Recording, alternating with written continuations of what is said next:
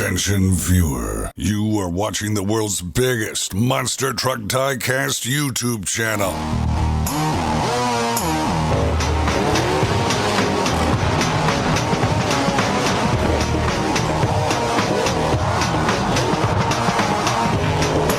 This is Monster Jam OCT. Hello Monster Jam fans, and welcome back to another Monster Jam OC review video. Today we are taking a look at Series 12 of the double packs, Mix 12 if you guys prefer the old style of naming, and the new series, as I promised in my Reveal the Steel Mix 11 video, is now here. And I actually didn't know Mix 12 was going to be the first mix of these, however it turns out it is. And as you can see here, the card art has changed for the color change double packs. We have a brand new thematic for this year. And unfortunately, it's so hot in my room here in California that these trucks have already revealed themselves. So we're gonna do the reveal in reverse, essentially. But the basic idea of this series, which is now called Dirty to Clean, is that the trucks go from extremely muddy to clean in warm water. And of course, it's not the mud washing off, it's turning invisible, but the illusion is that the trucks are getting washed. And as you guys remember, I'm sure by now, we had the Reveal the Steel series last year, where if you take a truck and put it into warm water, it will reveal the steel, the die-cast metal underneath. So that was a very nice series, and in cold water, of course, it returned back to its normal paint color. So that was a really cool series, and Spin Master decided with Monster Jam to continue the thematic idea into 2021, using the double packs again as its own version of the thematics. I'll put the cold water on the left. To get these trucks to actually reveal their mud spots, you actually have to use icy cold water. There actually has to be physical pieces of ice cooling down that water to a very, very cold temperature. This is part of the reason why these trucks have kind of a memory to them. Unlike Reveal the Steel, where that would just instantly change, these actually, I believe either they don't change on their own or they change very slowly over time. It of course depends on your environment, of course, where you live. If you're in a cold area, these probably won't change back. Same with Reveal the Steel. I don't think they're going to change back, but I can't remember fully if these are memory paint, which means they don't change until you change them, or slow changing paint like Reveal the Steel. Reveal the Steel actually typically changed pretty quickly. So I'm going to assume that when these cool down, the mud will unreveal itself, but I'm not quite sure. So here is the first set in the muddy form, the dirty form as we call them. As you saw before, they were not in that form, so we're kind of defeating the purpose, but we're gonna look at them in their clean form. So on the left here, I have my icy cold water, which I just put this muddy gravedigger into, and you can see the detail on the body is incredible. It's pretty accurate to how a real life muddy gravedigger would look. Obviously, it's randomized paint splatter, but you can see it gets on the roof and stuff. It looks like over time it's slowly turning back to its unrevealed, or its revealed form, as you would call it. So you can see there's a better look at the mud all over the body. Unfortunately, I'm assuming because of cost, they didn't print on the windshield or paint the windshield, roll cage chassis, tires, or rims. It kind of takes away from the whole aspect of it being a fully muddy truck, but they did do the body. I'm sure it's because this paint is not cheap. Thermodynamic paint is pretty expensive. So there is the muddy edition of the Gravedigger. And on the right side, I have some 91 degree or so water that we're gonna clean this truck with. So here we go. And you can see, just like Reveal the Steel, very simple. It cleans the truck up. We are now in the clean form. So that's really cool. I think it's a very interactive piece. So there's Gravedigger, and we also have Earthshaker. You can see there's a lot of big mud splatters on the side. So there's that. On the hood, it's completely caked up with mud. And you can see it even got randomized mud spots on the top of the yellow. This side pan is a little more dusty than muddy. And then the back tailgate has some mud dripping down. Even underneath there, kind of got in there. And inside the bed has a very light splatter, but it is there. Again, very similar to how mud actually splatters, the patterns that it has. It's very, very close to that. So I applaud the team for their accuracy, but it's probably a machine doing it, but their accuracy in the way they engineered the machines to do it. So here is the cleaned up Earthshaker. I didn't get the back part, but If we do that, it'll be gone. So you can see there's the earth shaker, and I'm sure this will be corrected eventually. It looks like when the mud spots are super, heavy and caked on, they leave a white mark behind, as if you can see almost like a ghost image of where the mud was.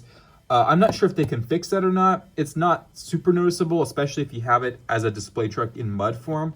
But that's something I noticed, and I'll just share that feedback with the team. Also, this has a black roll cage and a brown chassis. All of them have the same brown chassis, the same kind of offset dark brown tires. I think it's to give in between a clean tire and a dirty tire, just because they don't have the mud on it. And then Gravedigger has its typical green and green. This has yellow rims, which usually would have black. So I'm gonna bring this back to the muddy form. It takes a second to cool down this truck, but not very long. You can see now it's back. And Gravedigger also. I really like Gravedigger. And next up is the Pirate's Curse and Megalodon. And I also made these muddy, but they've kind of got a little warm, so I got to bring them back real quick so you can see them fully. So there's Megalodon, a really nice truck. And here is the Pirate's Curse, also super caked on there. I just love how detailed they went with the splatter patterns of the mud.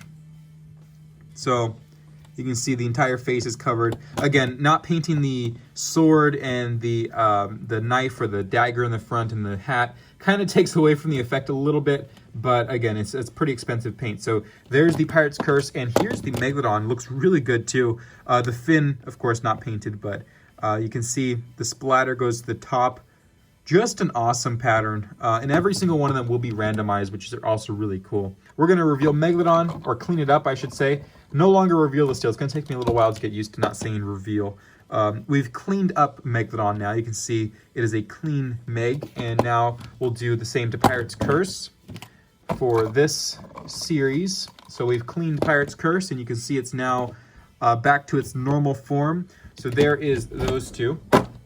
And next up is the Full Charge and Blue Thunder pack. And again, I gotta kind of bring these back a little bit. It looks like they've changed over time. My studio is getting just absolutely drenched with water. So here is the Blue Thunder, and another really realistic mud spatter. Again, they even got it in the negative space area. The taillights got it on it, and the front grille looks really cool.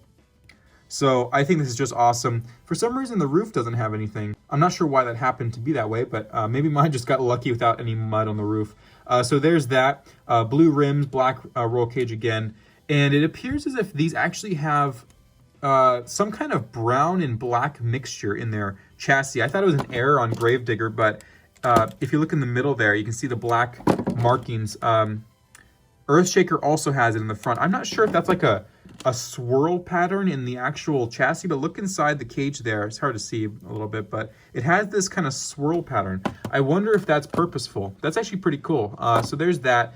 And then also Full Charge here with the black tires this time. The singles release had the white tires, and I believe it had a white roll cage. So here's the new edition of Full Charge with the regular style tires. And then we have the spatter across the side. The hood is caked on there, the front grille, the tailgate. The roof didn't get anything on this one either. I'm not sure why they didn't do it again. So we'll clean up Full Charge first. I really like this model. The Full Charge itself as a concept was a really cool one. And you can see there it is all cleaned up with the normal paint style that we saw in Mix 14. And if I rinse that part off too, it'll clean that up.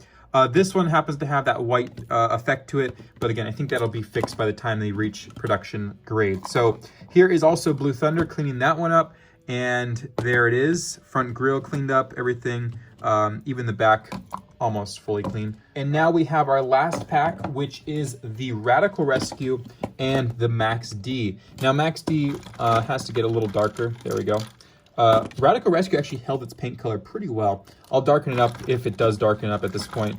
No, it doesn't appear to have changed. So this one held itself up pretty good. The Max D did cool down, or heat up, I guess, because my room's pretty warm. So here's Max D. Sorry for all the water on it, but you can see the tailgate is completely covered. The roof has a little bit, not a lot. The side panels, the face is covered. The front also covered in mud. And it is a rear engine, I'm assuming because they produced these before the 5-pack. So it's probably one of the last Max Ds that you're going to see with the rear engine. And then we have orange rims and that swirl black and brown chassis with a black roll cage. And then Radical Rescue, same thing, red rims. And here's the actual truck. Really nice the way they did this one as well. So let's clean up Radical Rescue. And there's half cleaned, and there's the rest of it. So there's the clean edition, just a normal Radical Rescue. And then the cleaned up Max D. You can definitely tell the difference in the clean versus the dirty.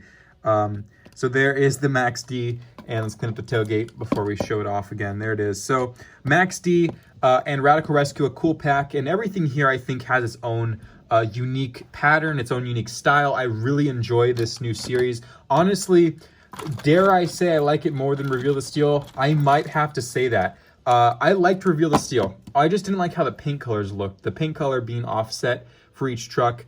You know, it wasn't the best colors.